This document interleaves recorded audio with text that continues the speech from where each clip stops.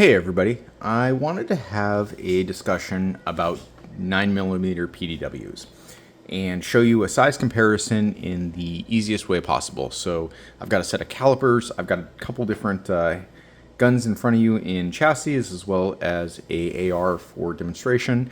And this evolved out of a conversation that I was having with a buddy about the B&T Glock chassis and the Flux Defense Raider 365.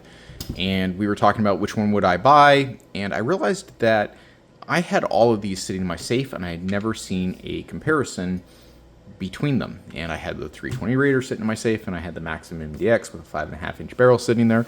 And I thought this would be a fun video to do to show you kind of the size comparison and then also from a layman's terms how they pack into some bags. So I've got a couple bags over here as well.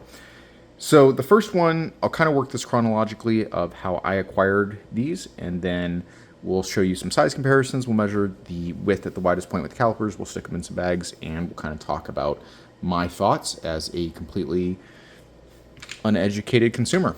So this is the Glock B&T chassis. If it looks a little weird, I have my camera zoomed out to 0.6 right now, but that gives you kind of a view of the entire workbench. So this is an SBR. It is a chassis that is toolless, so you can unscrew this, drop the slide off, and pull the gun out of the chassis. It has a side folder for the slide, and this works via a plate that replaces the rear slide plate on the Glock. It has a side folding stock that is not spring-loaded. It's got this little spring right here that will kind of assist deploy it. Very consistent in the return, by the way, to the latch. So you kind of have to pop it out, lock it in place. Very sturdy. This angle right here allows it to be a very compact package while still getting good eye relief when you have an optic mounted up top. You can pull this pick rail off and direct mount, I believe it's an aim-point acro, or you can have like an aim-point or a hollow sun onto the pick rail up front or on top. The pick rail up front, this is kind of my first contention with the B&T chassis, is this came out of an evolution after the US, I believe it's the USW from B&T. And this is kind of the precursor, this 9mm chassis, to the 320 Raider and the 365 Raider now. So I can put a light on this. It just looks ugly to me. I've messed around. I've put vertical grips here because, again, this is an SBR. There's no good place to index your finger, especially if you do like running like kind of like a C-clamp. There's no place to push against and kind of drive the muzzle. You can kind of work this slide. I have heard of people tapping the aluminum to mount like a pick rail on the side and put like a laser or something like that. You can put a Glock 17 or a 34 in this. Super versatile. It's a heavy piece of aluminum. This thing's a tank. Little strap here, and I see this more as a kind of a VIP protection weapon, something that I would stick in a bag, not necessarily something that I would try to conceal carry. This is either hanging off of something like a chest harness or a shoulder holster. It's sitting in a bag. It lives most of its life off of a sling, or it's a fun range toy. Not to say that it doesn't have a practical application, especially since I can't really argue with the ability to deploy a stock and deliver rounds on target.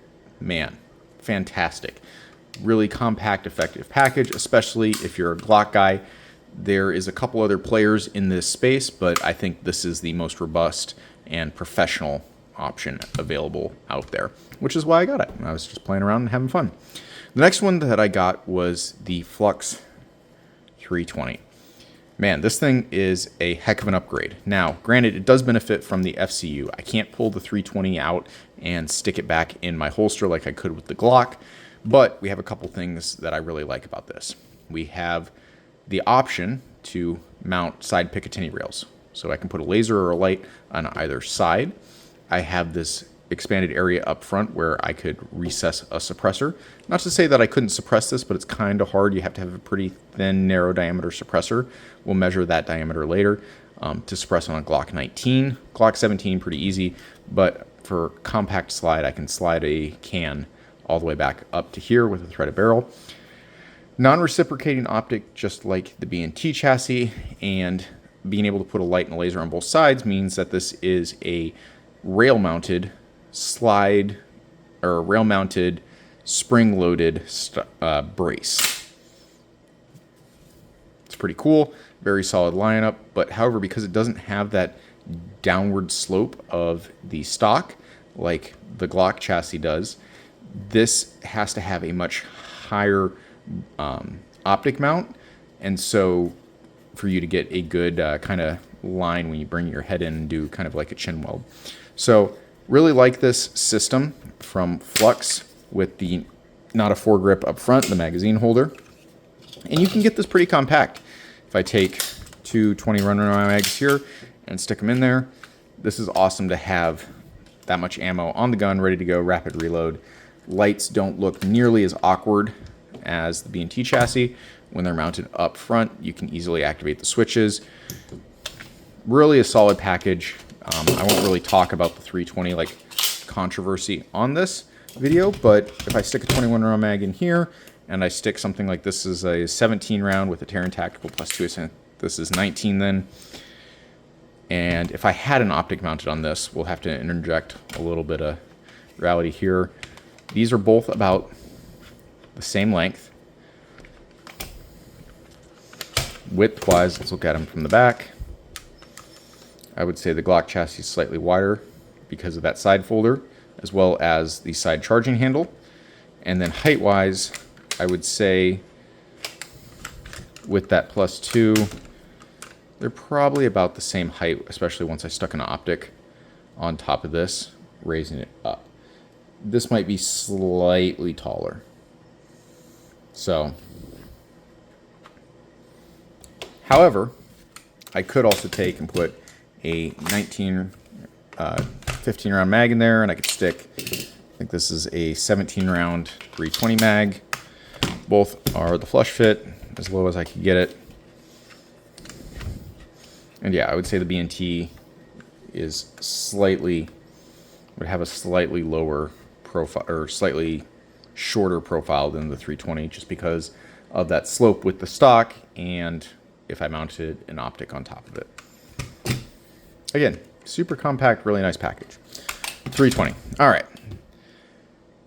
Then I got the 365 Raider, and I think this is kind of the best fusion of both worlds. It's a side folder, and I'll explain why I like the side folder better than the deployment from the back. For a bag gun or personal defense gun, it's aluminum, unlike the polymer. I do like the aluminum. It has the dual mag carrier caddies, and this one does have a reciprocating optic. However, with these drilled and tapped holes that Flux has put in, sorry, I bumped my camera there, you can put a taller optic on there that is non-reciprocating. However, that takes away the ability to stick this in a concealed carry holster like this.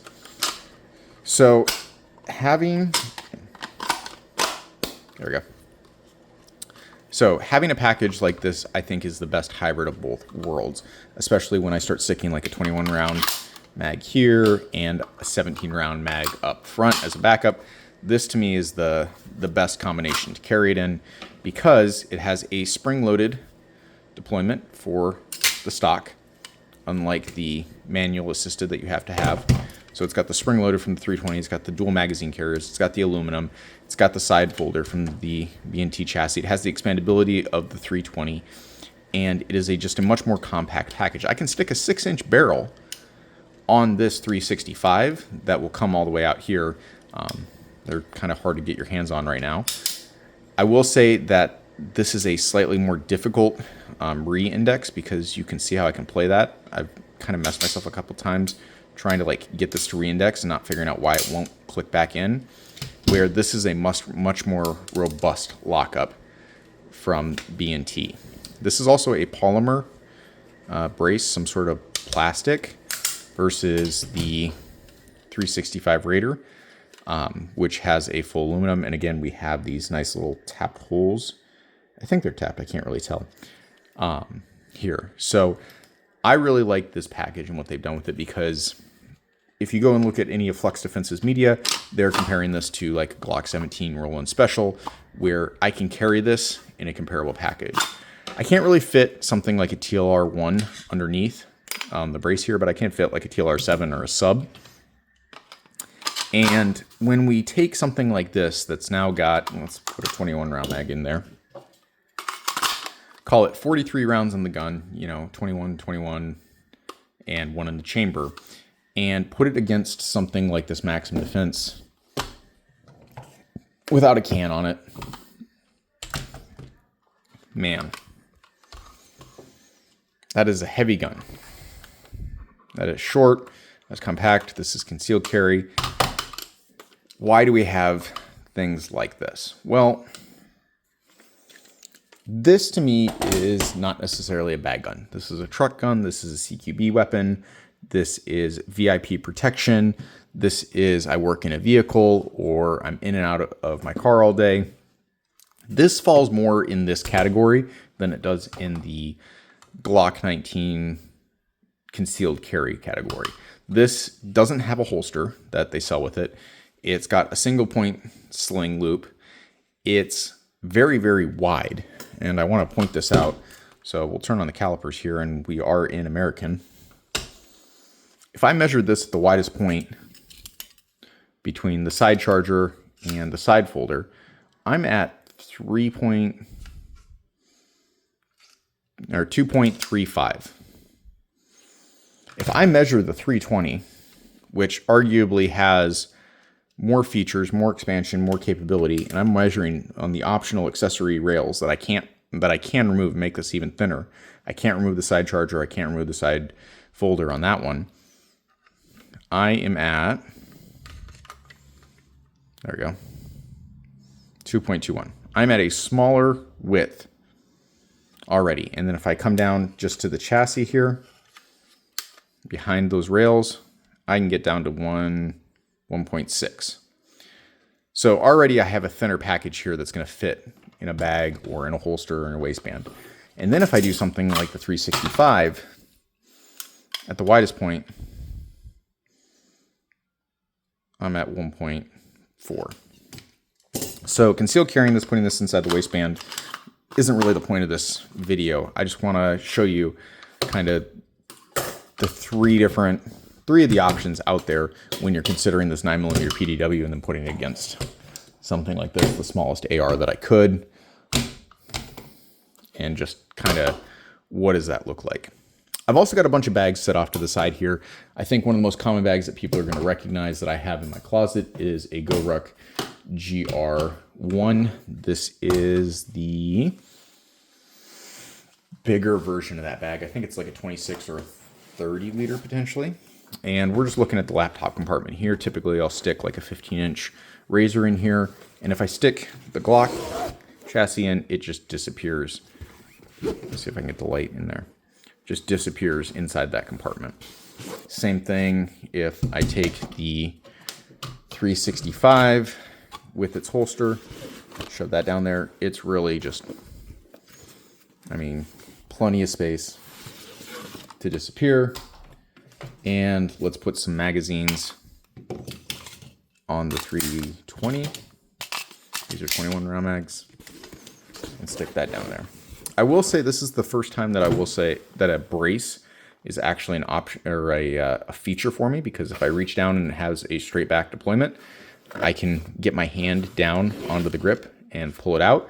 Whereas these side folders have this nice feature where you can reach in and just grab the handle with the grip, versus something like this Maxim MDX in here, where if I shove this in there and it's a bag gun, let's say it's a duffel, I kind of have to work my hand around the brace to get it down in there and pull something like this out.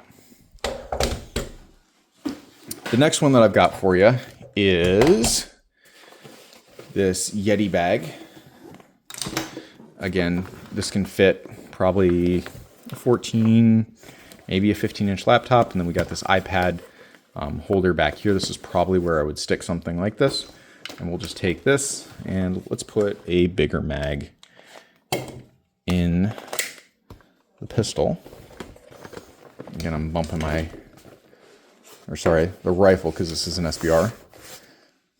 Drops down in there, conceals nicely. Let's take the 320, let's stick that in there. Again, a little bit more difficult to get it in there, but kind of fills that space fully. I can shove it in there, kind of pull it out. And something like 365 Raider just drops away down in there. I've also got this Arc'teryx sling bag. I typically will throw like a 14-inch laptop. I can't really fit a 15-inch in here because a lot of people like to carry these kind of weapons in a sling bag. So let's kind of throw it back here in the laptop compartment. We've got the Glock with the expanded, or with the mag extension on a 17 mag. Kind of drops in there. 221 round mags on the 320. And an optic, and if I flip this over, it would disappear. And then obviously the 365.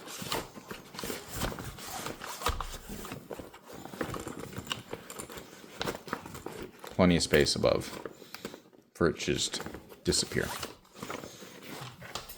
This next bag is typically my range bag that I throw magazines and stuff like that in one side, and then I will throw a gun here or back here. So up front, dropping in the Glock, and I have enough space where I could fit an optic here on top and zip this up. I can take the 320, drop it in there. It's a tight fit every time I put this in here with the optic on top and the mags. Again, I could drop these 21 rounds off and put a 17 round in there, but I can zip up and over it. It's just tight.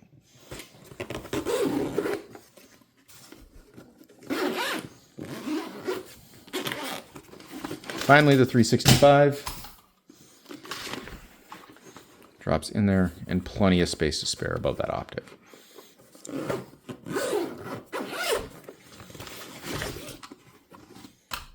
Now, I'm not trying to make just an overall argument for the 365. I think if you're a Glock guy, hey, go for the Glock. This is a bag that I think came with the B&T chassis. And obviously there's some felt lining in there. We could put like a holster or something like that. Packs away kind of nicely. Easy zip up. I could stick the 320 Raider in there.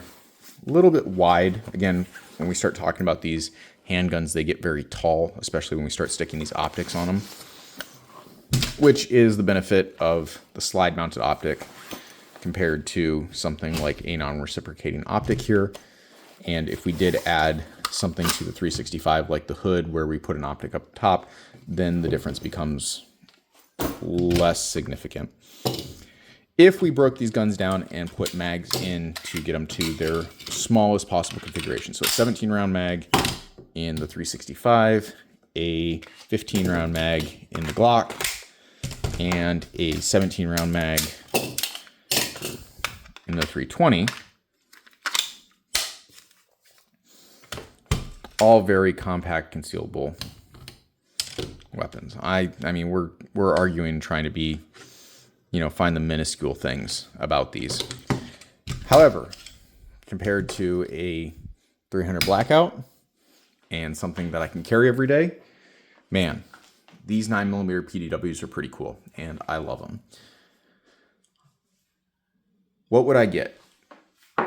Do I think the B&T chassis is worth it? Yes and no. I think it doesn't have the features of the 320. I think the aluminum, and when it came out, it was very, very cool and kind of revolutionary. But because they haven't updated it, they haven't done a lot of the new stuff that Flux is doing, trying to innovate and drive the industry forward. I don't know if I would buy this again. I think it's ugly, it's awkward, but it's a cool concept, and I do like being able to take my Glock out and stick it back in a holster if I don't want to run it like an SBR. I think it adds a lot of functionality to the Glock with the ability to have a stock and a non-reciprocating optic, potentially a forward, a vertical grip, and cool. It fills a very viable place in something comparable to the 300 blackout world, where we are talking vehicle operations, we are talking VIP protection, we are talking somebody that doesn't really worry about concealing the gun. Maybe they want to hang it under a suit or a jacket. They want to stick it in a duffel bag, have it in a go bag. Similarly, I think the 320 fills a very close niche to those. It's not really breaking into the concealed carry world. It can fit in a bag. I think it's a better bag gun than the B&T just because of the extra features that I can have on it. The ability to fit a can. And I think we talked about, we were going to look at the inner diameter for suppressing these. So we'll pull up the calipers again real quick. And if I stick a suppressor in here, looks like the inner diameter is going to be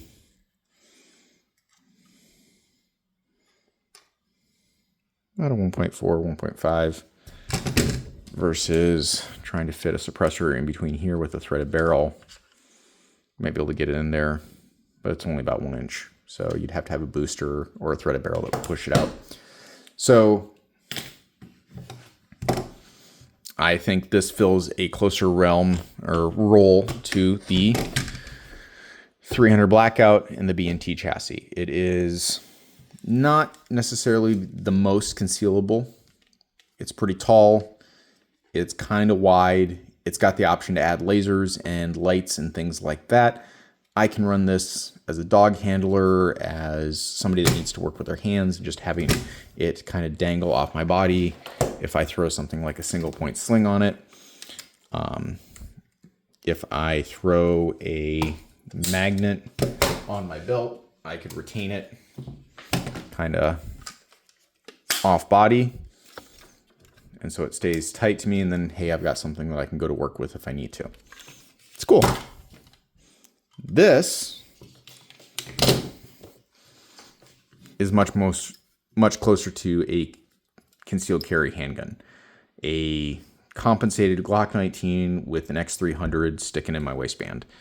It's thin. It's got the ability to carry an absolute shit ton of ammo on the weapon, on my body, or in a bag,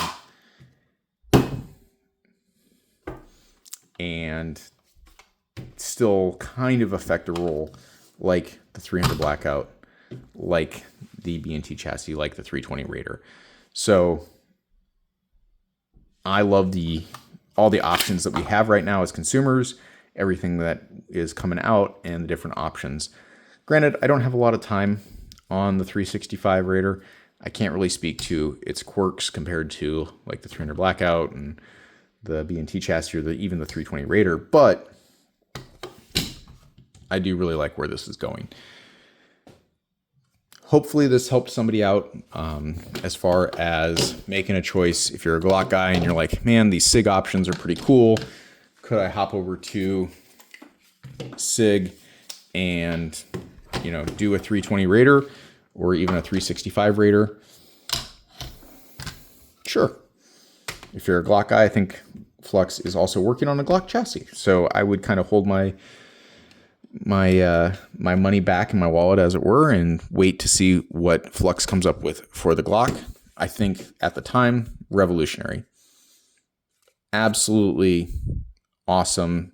Way better than the other solutions on the market as far as size and capability and what it was. I think the 320 or the MP17, when it first came out, really shook the market up. And then I think they've only continued to push forward with the 365 because things like this are not really a bag gun, even with if I throw my can on it and stuff like that. So hopefully this helps somebody out. Hopefully you enjoyed the video, and thank you for your time.